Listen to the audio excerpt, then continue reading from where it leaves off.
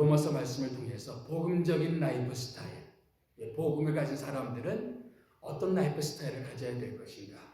지난주는 우리 첫 번째로 복음을 가진 사람들은 사람을 차별하지 않는다라는 말씀을 함께 나눴습니다. 복음의 진수라고 말할 수 있는 로마서 3장 21절부터 27절까지 말씀, 복음의 핵심을 이야기하면서 이 복음은 그러나 사람을 차별하지 않는 복음이다. 유대인이든지 이방인이든지, 지금도 마찬가지로 여러 가지 삶에 많은 차이들이 있지만 복음을 아는 사람들의 한 가지 삶의 라이프 스타일은, 특징은 바로 사람을 차별하지 않는 것이 복음적인 그리스도인들의 삶의 모습들이다라는 것입니다. 오늘 두 번째, 오늘 복음적인 라이프 스타일의 두 번째 모습이 있다 그러면 바로 고난에도 즐거워하는 삶의 모습이다라는 것입니다. 고난에도 즐거워하는 모습이다. 오늘 말씀 로마서 5장 1절 말씀은 이렇게 시작합니다. 그러므로 믿음으로 의롭다 하심을 받았으니, 그러므로 라는 말은 로마서 1장부터 4장까지를 요약하는 말입니다. 1장부터 4장까지의 요약이에요.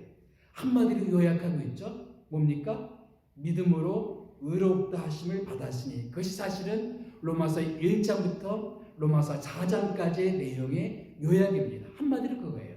우리는 율법의 행위로, 인간의 노력으로 구원받는 것이 아니라 우리는 오직 예수님의 십자가의 보혈을 의지해서 믿음으로만 우리는 구원을 받는다.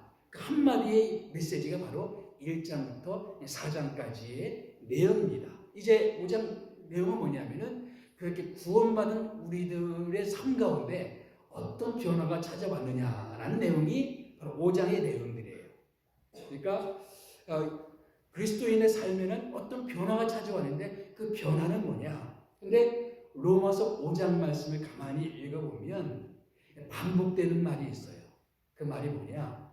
바로 즐거워한다는 말이에요. 즐거워한다. 그리스도인의 삶은 어떤 삶이냐? 즐거워하는 삶이다라는 것입니다. 2절에도 즐거워한다는 말이 나오죠. 3절에도 즐거워한다는 말이 나옵니다. 그리고 11절에도 또 즐거워한다는 말이 나옵니다. 복음을 안다면 우리 삶의 분명한 특징 중에 한 가지는 기뻐하는 삶, 즐거워하는 삶이라는 것입니다. 근데 좋은 일이 있어서 즐거워하는 것은 사실은 복음을 몰라도 다 하는 거죠.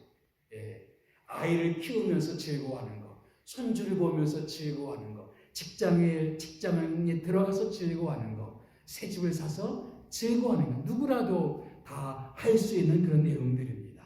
그런데 복음을 아는 사람들의 다른 특징이 하나 있어요. 그게 뭐냐? 바로 3절 말씀. 뭐예요? 환난 중에도 즐거워할 수 있는 것. 이것은 복음을 아는 사람들은 이 자리까지 가게 된다는 겁니다. 좋은 일이 없어도, 아니 오히려 고난이 와도 즐거워할 수 있는 그런 삶. 물론 이제 세상의 시중에 나오는 자기 개발서를 보게 되면 우리가 인생에 고난이 많다, 어려운 일이 많다. 그래서 우리가 그런 고난이 올 때 긍정적으로 생각을 해야 된다라는 그런 메시지는 세상에도 많이 있습니다. 그럼에도 불구하고 로마서 5장 말씀은 세상의 그런 자기 개발서 혹은 긍정적인 사고 혹은 적극적인 사고 방식과 근본적으로 다른 복음적인 어떤 사고를 오늘 우리에게 말해주고 있습니다. 어떻게 우리 그리스도인들은 고난 속에서 실제적으로 즐거워할 수 있을까?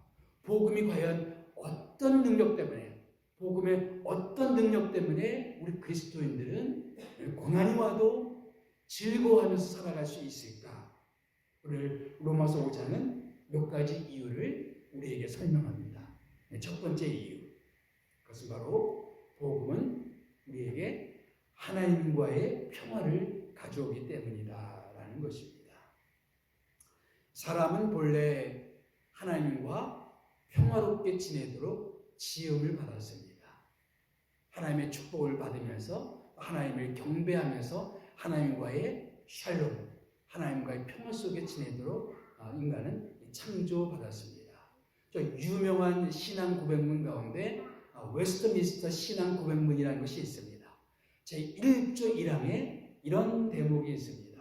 다 같이 읽어볼까요? 너무나 유명한 구절인데요. 다 같이 한번 읽어봅시다. 시작. 사람의 제일 되는 목적이 무엇인가? 사람의 제일 되는 목적은 하나님을 영원롭게 하는 것과 영원토록 그를 즐거워하는 것이다. 우리가 살아가는 이유는 무엇인가? 우리는 우리 자신을 위해 살아가지 않습니다. 인간의 지음받은 목적은 무엇인가? 하나님의 영광입니다. 하나님을 영원롭게 하는 것이 인생의 목적입니다. 그리고 하나님을 즐거워하며 사는 것이 인생의 목적입니다. 그것이 바로 사람이 지음받은 목적이에요. 근데 죄가 들어와서 사람들은 하나님이 아니라 자기 자신을 위해서 살기 시작했습니다. 하나님이 아니라 다른 것들로 인해서 즐거워하면서 살기 시작했습니다. 그러면서 온갖 문제들이 다 생겨나기 시작한 것입니다. 여러분, 휘발유를 넣어야 움직일 수 있도록 지음받은 그런 자동차가 휘발유가 아니라 다른 것으로, 예를 들면 물을 집어넣으면 자동차는 고장날 수밖에 없습니다. 사람은 하나님으로 채워져야만 움직이도록 지음받은 존재들입니다. 하나님을 영원롭게 하고 하나님과 평화롭게 지내도록 그렇게 지음받았어요. 그런데 하나님이 아닌 다른 것으로 우리는 채우려고 해요. 때로는 돈으로, 때로는 사람들의 인기로 우리를 채우려고 합니다. 사람들은 다른 어떤 취미로, 오락으로, 쾌락으로, 섹스로 이런저런 것들로 우리를 채우려고 합니다. 그것은 아무리 채우려고 해도 채워질 수가 없고, 사실은 하나님이 아니라 다른 것으로 우리를 무언가를 채우려고 하는 것, 그것을 성경은 죄라고 말합니다. 그 어떤 것으로도 우리는 채움받을 수가 없어요. 그 어떤 것으로 우리는 충만해질 수가 없습니다. 우리는 그 어떤 것으로도 우리는 만족할 수가 없습니다. 그래서 제가 유명한 철학자요, 또 물리학자였던, 공학자였던 파스칼, 그 사람이 그리스도인이 된 이후에 쓴 책이 있죠. 팡세라는 책, 불후의 명작이죠. 이 팡세라는 책 가운데 이런 대목이 있습니다. 인간의 마음은 어떤 피조물로도 채워질 수 없고, 오직 뭐라만 채워져요? 오직 창조주 하나님에 의해서만 채워질 수 있으며, 예수 그리스도에 의해서 계시된 하나님의 형상을 한 빈 공간이 존재합니다. 다시 말하면 인간의 마음 속에는, 인간의 영혼 속에는 오로지 하나님만으로만 채워질 수 있는 공간이 있다는 거예요. 그 공간이 있는데 그것은 그 어떤 것을 집어넣어도 그것은 채워질 수가 없다. 오로지 무엇으로만, 누구로만 채워질 수 있습니까? 하나님으로만 채워질 수가 있어요. 그런데 하나님이 아닌 다른 것으로 아무리 채우려고 우리가 인간들이 노력한다는 겁니다. 거기서 하나님과 인간의 사이는 갈라졌고, 그러면서 인간들은 온갖 불안과 염려와 허무와 고통 속에 살아가게 됩니다. 때로는 많은 것이 있는 듯 해도 진정한 인생의 즐거움을 몰라요. 왜냐하면 하나님만이 주실 수 있는 즐거움이 있거든요. 하나님과의 평화 속에서만 얻을 수 있는 인생의 참된 만족과 기쁨이 있는데, 하나님과 평화롭게 지내지 못하기 때문에 그 즐거움을 얻을 수가 없습니다. 사람들이 간절히 소망하는 그런 물질로만 기뻐할 수가 없어요. 인간 존재는 하나님이 아닌 그 어떤 것으로 만족할 수 없는 것이 인간의 존재입니다. 하나님과 평화롭게 지내야만 그 가운데서 진정한 인생의 만족, 인생의 즐거움을 느낄 수 있도록 지음받은 것이 인간인데, 사실 사람들은 하나님과 평화롭게 지내지 못하면 그 즐거움을 맛보지 못해요. 그런데 복음은 뭡니까? 복음은 바로 우리가 하나님과 평화롭게 지낼 수 있는 길이 열렸다라는 것이 바로 복음인 것입니다. 그 어떤 것으로도 해결할 수 없었던 하나님과의 평화. 그런데 바로 복음은 하나님과의 평화의 길을 열어놓았습니다. 1절 말씀을 다시 읽어보면 다 같이 한번 읽어볼까요? 시작. 그러므로 믿음으로 의롭다 하심을 받았으니 우리 주 예수 그리스도로 말미암아 하나님과 화평을 누리자. 여기 하나님과의 화평은 하나님의 화평, 다시 말하면 하나님의 평강, peace of God, 하나님 때문에 마음이 평안해진다, 그런 뜻이 아니에요. peace with God, 하나님과 평화롭게 지내는 겁니다.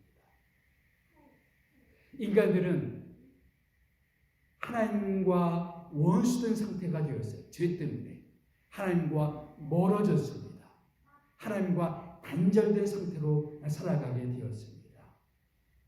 사람들은 자기들의 노력으로 하나님과의 관계를 회복하려고 노력했지만 인간의 그 어떤 노력으로도, 율법의 행위로도, 인간의 행위로는 하나님과의 관계를 회복할 수가 없었습니다. 그런데 그 길이 열렸어요.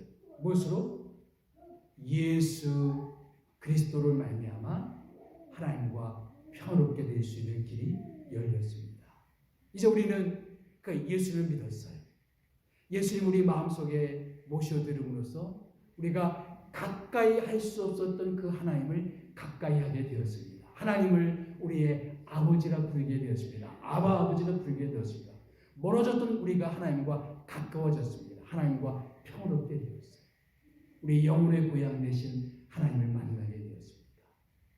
그래서 하나님과 멀어졌기 때문에 왠지 모르는 우리의 공허감, 왠지 모르는 우리의 불안, 왠지 모르는 우리 마음속의 빈 공간, 근데 하나님 때문에 채워지게 되었습니다. 때로는 우리가 가지고 있는 것이 아무것도 없는데 왠지 하나님 때문에 충만하고 하나님 때문에 기쁘고 하나님 때문에 우리 마음속에 넘치는 축복과 넘치는 기쁨으로 충만해요. 바로 이 복음은 이 기쁨을 우리에게 준다는 겁니다. 때로는 고난이 와요. 힘든 일이 많아요. 자, 인생이 고단해요. 그럼에도 불구하고 하나님 때문에 기뻐하고 하나님 때문에 즐거워하는 이 축복, 이것은 복음이 줄 수 있는 축복인 것입니다. 복음이 줄 수 있는 즐거움이에요. 그래서 복음적인 그리스도인들, 복음을 아는 사람들은 바로 하나님 때문에 이 즐거움, 고난 속에서도 즐거워할 수밖에 된다라는 것입니다. 그래서 이 10절 말씀에도 같은 메시지를 우리에게 주고 있죠. 뭐라고 하고 있습니까? 우리가 원수 되었을 때 우리는 하나님과 원수가 되었어요. 근데 누구 때문에? 그 아들의 죽으심으로 말미암아 드디어 어떻게 되었습니까? 하나님과 화목하게 되었다. 하나님이 나를, 내 영혼을 꽉 채워주시는 그 인생의 충만함을 우리 맛보게 되었습니다. 두 번째, 복음은 어떻게 고난 속에서 우리를 즐겁게 할 수 있도록 만들어주는가? 바로 복음은 우리로 하여금 은혜 속에 살도록 우리를 인도하기 때문이다 라는 것입니다. 여기 2절 말씀 보게 되면 또한 그로 말미암아 우리가 믿음으로 서 있는 이 은혜에 들어감을 얻었으며, 이 은혜에 들어감을 얻었으며, 여기 들어간다는 말이 좀 특이한 단어입니다. 이 헬라어로 프로사보게라는 말인데 이것은 높은 지위에 있는 그 사람에게 가까이 갈 수 있는 특권, 혹은 어떤 영예로운 장소에 내가 들어갈 수 있는 특권, 그런 것을 의미하는 겁니다. 마치 우리는 어떤 천민이 있는데 하나님의 왕궁에 어떤 궁궐 속에 초대받는 것 같은 그런 특권을 의미하고 있습니다. 죄 가운데 있었던 우리들, 감히 하나님께 가까이 갈 수 없었던 저희들이었습니다. 그런데 그런 하나님의 진노 아래 살던 우리들이 이제 하나님의 자녀가 되었어요. 하나님의 가족이 되었습니다. 하나님의 자녀가 되는 권세를 얻었습니다. 하나님께 당당히 나아갈 수 있는 특권을 누리게 되었습니다. 이 은혜에 들어감을 얻게 되었습니다. 이제 우리가 살아가는 삶은 이 은혜 속에 살아가게 되는 삶입니다. 여러분, 우리가 누차 말하지만 은혜란 뭡니까? 자격이 없는 사람에게 베풀어 주시는 하나님의 사랑입니다.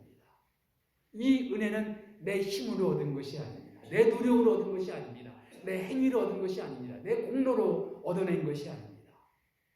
나는 아무런 공로가 없는데 하나님께서 우리를 은혜로 우리를 불러주셨고, 은혜로 우리를 받아주셨고, 은혜로 우리를 용납해 주셨습니다. 종교는 뭡니까? 내가 열심히 노력을 해서 내 정성을 다 쏟아서 하늘을 감동시키자. 이것이 종교예요. 우리 옛말에 그런 말이 있죠. 지성이면 감천이다. 정성을 다하면 하늘도 감동을 해서 우리에게 복을 내린다. 그런 뜻입니다. 꼭 그런 마음으로 교회 생활하는 사람이 있습니다. 그래서 하나님을 감동시키기 위해서 열심히 정성을 다해요.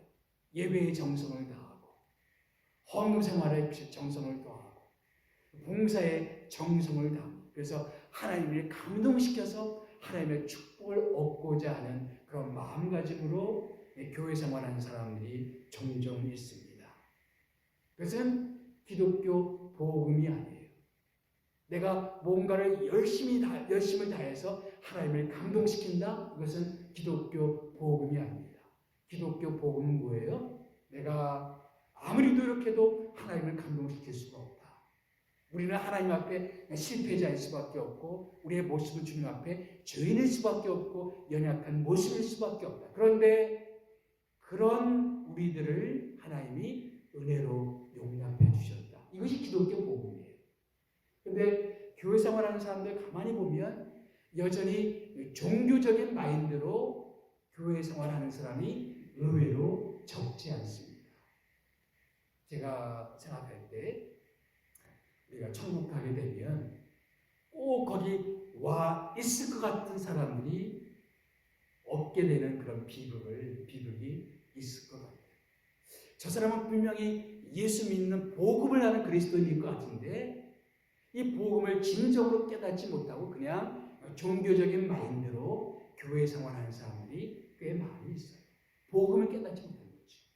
진정으로 복음으로 거듭나지 못한 그런 사람들이 아직도 교회 안에는 많이 있습니다. 기독교 복음은 내 모든 노력이 다 실패했다는 데서 시작하는 것입니다. 내가 아무리 노력을 해도 하나님을 기쁘시게 할 수가 없다. 내가 아무리 열심을 다해도 내 열심으로는 하나님께 점수를 딸 수가 없다. 이것이 바로 그 자리에서부터 우리는 신앙생활이 시작하는 겁니다. 그래서 우리는 은혜로 구원받은 겁니다. 그래서 우리는 자랑할 게 아무것도 없는 사람들입니다. 그래서 고난이 오면 은혜를 깨달은 사람과 은혜를 깨닫지 못한 사람들이 확연히 달라지는 지점이 있어요. 이 은혜를 진정으로 깨닫지 못하는 사람들의 마음 가운데는 이런 생각이 듭니다. 아, 내가 뭔가 잘못해서 이런 고난이 온 거지. 내가 정성이 좀 부족해서, 내가 요즘에 퀴트를 좀 잘 안 해서, 내가 요즘에 헌금 생활이 좀 부족해서, 내가 주님 앞에 열심히 좀 부족해서 이런 고난이 나한테 찾아오는 거구나. 은혜를 깨닫지 못한 사람들은 뭔가 어떤 고난이 오면 자기 죄책감이 들어요. 그래서 내가 부족해서, 내가 연약해서 이런 고난이 온 것이다. 이런 생각들을 갖게 됩니다.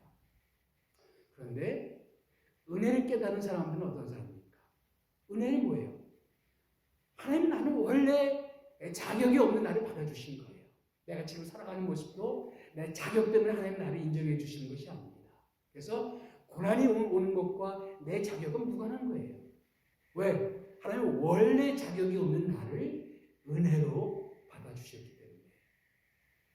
그래서 내가 그 자격 문제 때문이 아니라 고난이 오는 이 하나님 나한테 이 고난을 주신 것은 그 뜻을 다 알 수 없지만 뭔가 하나님이 이 가운데 나로 하여금 인내하게 하고 나를 연단시켜서 나로 하여금 하나님의 백성으로 만들기 위해서 뭔가 하나님이 선한 뜻이 있어서 이런 고난을 주신 것이지, 이런 마음가짐으로 고난을 받아들이게 됩니다. 3절 4절 말씀이 그런 내용이죠. 우리가 환난 중에도 즐거워하나니. 왜 그렇습니까? 우리는 이 환난을 그냥 우리의 어떤 하나님의 심판으로 받아들이지 않습니다. 은혜를 모르는 사람들은 심판으로 받아들여요.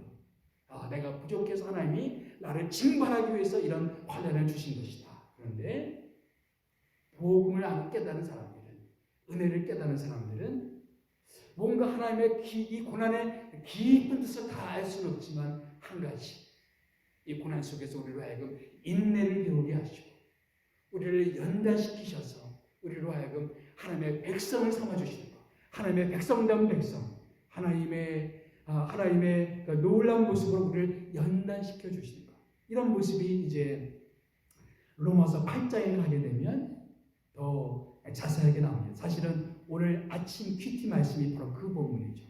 결국 이런 모든 고난을 통해서 하나님께서 하시고자 하는 일이 무엇이냐? 이 모든 것을 통해서 하시고자 하는 일이 무엇인가?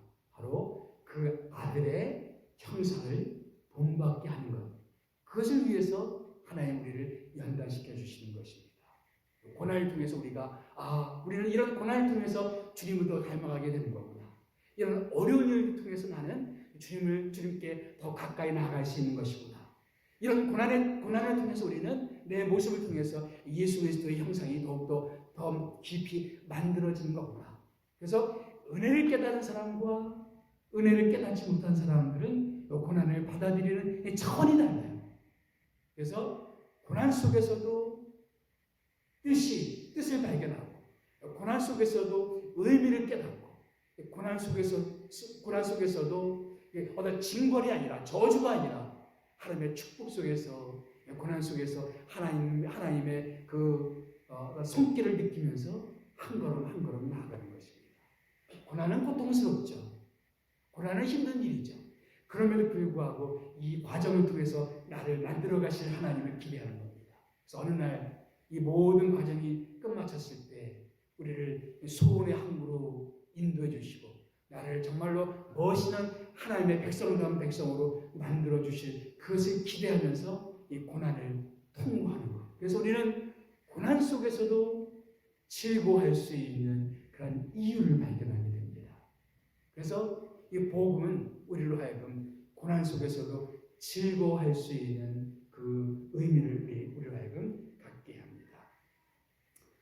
우리 그리스도인들은 어떻게 고난 속에서 즐거워할 수 있을까? 복음은 어떤 의미에서 우리로 하여금 이 고난 속에서 즐거워할 수 있도록 만들까? 바로 이 복음은 우리로 하여금 영광에 대한 소망을 갖게 해주기 때문입니다. 로마서의 그동안 사도 바울이 강조했던 바가 무엇입니까? 유대인도 이방인도 다 죄인이다라는 것입니다. 의인은 없나니 하나도 없고 선을 행하는 자는 아무도 없고. 그래서 로마서 3장 23절에 사도 바울이 말한 말은 뭡니까? 모든 사람이 유대인이든 이방인이든 이 땅에 가난한 사람이든 부자이든 어떤 사람이든지 교회에 다니는 사람이든 아닌 사람이든지 도덕적인 사람이든지 방탕한 사람이든지 모든 사람은 다 어떤 사람이다? 죄를 범한 사람들이다. 그래서 그 결과가 뭡니까? 하나님의 영광에 이르지 못하게 되었어요. 여러분, 우리가 원래 창조받은 목적이 뭐였다 그랬습니까? 영광이었죠. 하나님을 영화롭게 하고 그 하나님 안에서 즐거워하는 것, 그리고 하나님의 영광을 누리도록 창조된 것이 우리들이었습니다. 그런데 죄가 어떻게 했어요? 죄가 그 영광에서 멀어지게 만들었습니다. 하나님과의 그 영광스러운 교제가 무엇인지를 놓쳐버리게 되었어요. 하나님과 교제하는 기쁨이 무엇인지, 하나님과 더불어 살아가는 그 영광스러운 삶의 비밀이 무엇인지를 모르게 만들었습니다. 어떤 사람들은 심한 병을 앓으면서 미각을 잃어버려요. 아무리 좋은 것을 먹어도 그 맛을 느끼지 못하는 사람들이 있습니다. 어떤 사람들이 그거 똑같아요. 하나님을 가까이 하는 그 영광스러움이 무엇인지를 다 잃어버렸어요. 그 영광의 아름다움, 영광의 충만함, 영광의 기쁨을 다 잃어버렸습니다. 그래서 그렇게 하나님의 영광에서 멀어진 상태로 사람들은 살아가게 되었어요. 그런데 이 복음은 우리에게 어떤 결과를 가져왔습니까? 2절 말씀 시작. 또한 그로 말미암아 우리가 믿음으로 서 있는 이 은혜에 들어감을 얻었으며 그 다음 하나님의 영광을 바라고 즐거워하느니라. 그 영광이 우리 것이 되었다는 것입니다. 이 복음은 우리에게 하나님과의 평화를 가져왔다 그랬죠. 두 번째 하나님의 은혜 속에 들어가게 했다 그랬죠. 세 번째 하나님의 영광 속에 우리가 살아갈 수 있도록 우리를 인도했습니다. 로마서 8장에 더 자세하게 나오죠. 우리는 이제 법적인 하나님의 상속자가 되어서 하나님 나라에 속한 모든 영광을 우리가 이제 다 누리게 된 것이다. 지금 우리는 여기서 조금만 맛봐요. 장차 우리가 그 충만함을 다 누리게 될 것입니다. 그래서 우리는 그 영광을 바라고, 그래서 우리에게 오게 될 그 영광을 바라고 이 땅에서 즐거워합니다. 비록 이 땅에서는 고난이 있고 눈물이 있고 한숨이 있고 탄식이 있어요. 오늘 아침 큐티 말씀에도 우리 이 땅을 살아가면서 탄식하며 살아갈 수밖에 없다는 걸 이야기합니다. 고난이 와요. 고통이 와요. 그래서 우리는 이 땅 가운데서 탄식할 수밖에 없습니다. 고난 때문에 탄식하고 아직도 변하지 못하는 미약한 우리들의 모습, 연약한 우리들의 모습 때문에 우리는 탄식을 합니다. 주님 나라 가는 그날까지 우리는 어쩌면 탄식하며 지낼 수밖에 없어요. 사람들 때문에 탄식하고 내 모습 때문에 탄식하고 우리의 다가오는 우리의 고난 때문에 탄식하고 우리 인생은 탄식일 수밖에 없습니다. 그럼에도 불구하고 우리의 고난과 비교할 수 없는 것이 있어요. 하나님의 영광입니다. 이 땅 가운데 우리가 탄식하며 느끼는 우리의 고난, 그것과는 좋게 비교할 수 없는 하나님의 영광이 우리들에게 임했다라고 말하고 있습니다. 우리는 그 영광을 바라게 되었습니다. 그 영광이 이제 실제적인 것이 우리 것이 되었어요. 그 영광이 우리 것이 될 수 있으리라고 우리는 어떻게 확신할 수 있겠습니까? 우리가 바라는 그 영광, 그것이 우리 것이 되리라고, 그 영광을 우리가 누리게 될 것이라고 우리는 어떻게 확신할 수 있을까요? 로마서 5장에서는 두 가지 이유를 듭니다. 첫째는 5절 말씀이에요. 5절 말씀 다 같이 시작. 소망이 우리를 부끄럽게 하지 아니하면, 다시 말하면 소망이 우리를 실망시키지 않을 것이다. 우리가 소망하는 것, 우리가 그 영광을 소망하는 것이 그 소망하는 것이 결코 실망되지 않을 것이다. 우리는 정말 그 실망하지 않을 것이다. 왜? 우리에게 주신 성령으로 말미암아 하나님의 사랑이 어떻게 해요? 우리 마음에 부음과 열림이. 쉽게 말하면 주의 성령께서 우리 마음 가운데 하나님의 사랑을 충만히 깨닫도록 역사해 주신다는 것입니다. 바로 내가 힘들고 어려울 때, 고난 속에서 지칠 때, 때로 하나님 성령께서는 어떤 사람들을 통해서, 어떤 일들을 통해서 위로받게 해주십니다. 어떤 사람을 통해 위로받고, 누군가의 어떤 편지를 통해 위로받고, 누군가의 존재로부터 위로받고, 그리고 이 모든 과정을 통해서 결국 뭐냐? 바로 내가 너를 사랑해 라는 하나님의 음성을 듣도록 해주는 겁니다. 바로 성령께서는 우리로 하여금 하나님의 사랑을 느낄 수 있도록 우리 가운데 역사해 주세요.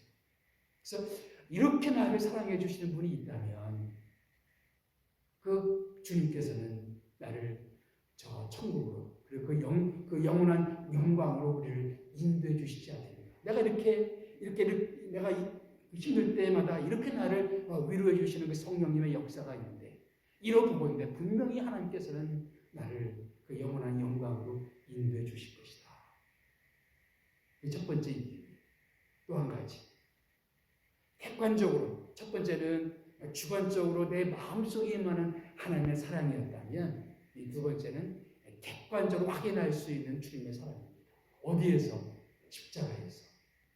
6절 말씀에는 우리가 연약해서, 그러니까 율법을 지킬 수 없는 그 연약함 가운데서도 우리의 모습이 너무나 연약한데 우리를 사랑해 주시는 주님의 사랑을 말하고 있습니다. 그런 우리를 위해서 십자가에서 죽으셨어요.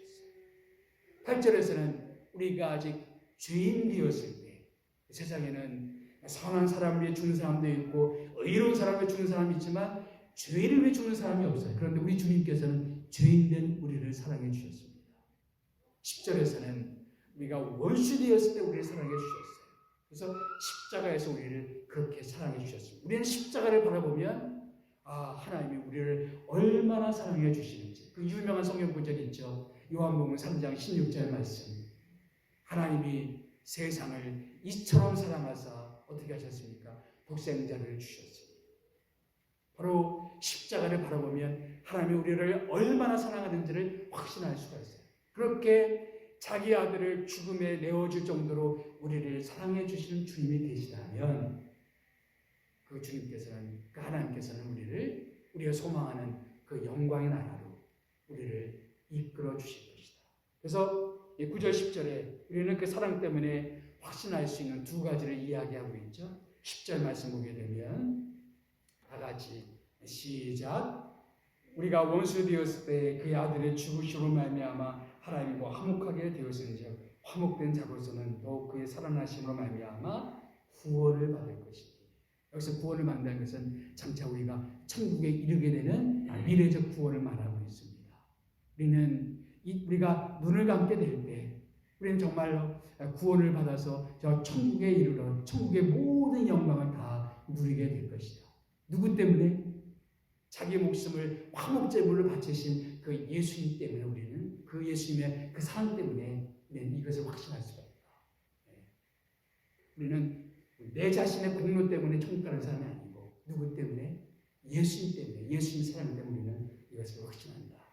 또 한 가지 11절 말씀 다 같이 시작.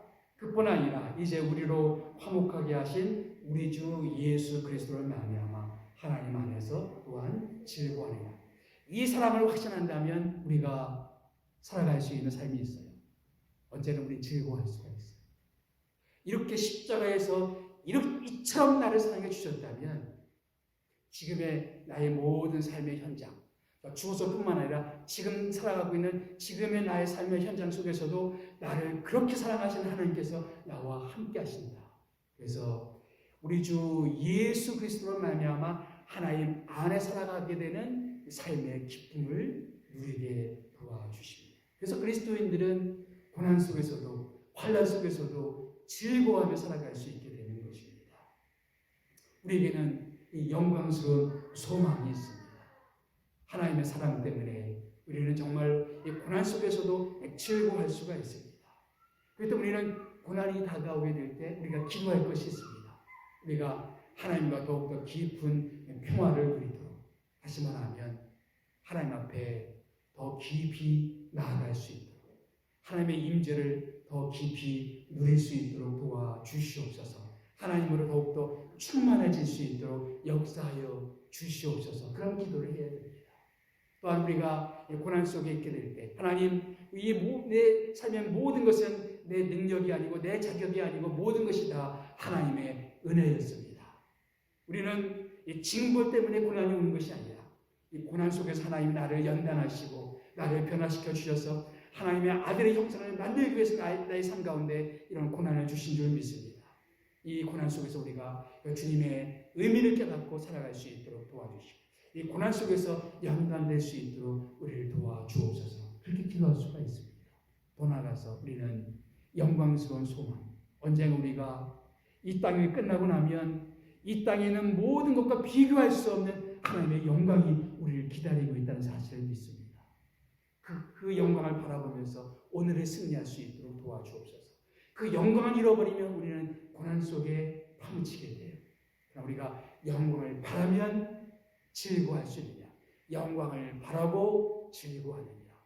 그 영광을 바라보면 소망을 잃지 않으면 우리는 즐거워할 수가 있습니다. 고난만 바라보면 우리는 우울해집니다. 그러나 하나님이 우리에게 부어주실 그 영광, 우리 삶 가운데 쏟아 부어주실 그 영광을 바라보면 우리는 다시 일어날 수가 있습니다. 존 버년이라는 사람이 있죠. 철로 역적이라는 책을 쓴 사람입니다. 존 버년이 살던 시대는 청교도 시대였습니다. 당시 영국은 국교 다시 말하면 성공에만 국교로 인정하던 시대였습니다. 그래서 성공의 사제만 설교할 수가 있게 됐고 성공의 사제가 아닌 사람이 설교하게 되면 불법이었어요. 그래서 체포되어서 감옥에 가게 되었습니다. 그래서 청교도의 어떤 전도자였던 존 번연이 예수를 믿고 나서 이 복음이 너무 좋아서 많은 사람들에게 가는 곳마다 복음을 전하고 간증을 하게 되었어요. 그래서 결국은 그것이 발각이 되어서 체포가 됩니다. 그리고 감옥 생활을 하게 되는데 무려 12년 동안 감옥 생활을 하게 됩니다. 정말 억울한 감옥 생활이죠.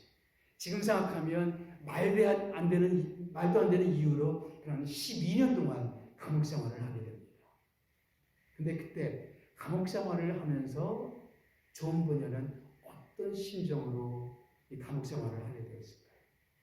그 책을 읽어보면 이런 대목이 나옵니다. 그 감옥 생활을 하면서 이런 고백을 해요. 사실 나는 그때처럼 하나님의 말씀에 깊이 심취한 적이 없었다. 전에는 별 의미가 없어 보이던 말씀들이 생생하게 다가왔다. 말씀 속에서 만나는 주님과의 깊은 교제는 그 어떤 두려움과 불안도 물리치게 했고 나를 확신 가운데 거하게 했다. 감옥살이는 고통스러웠지만 나는 고통 속에서도 하나님의 은혜의 깊이를 세심하게 느낄 수 있었다.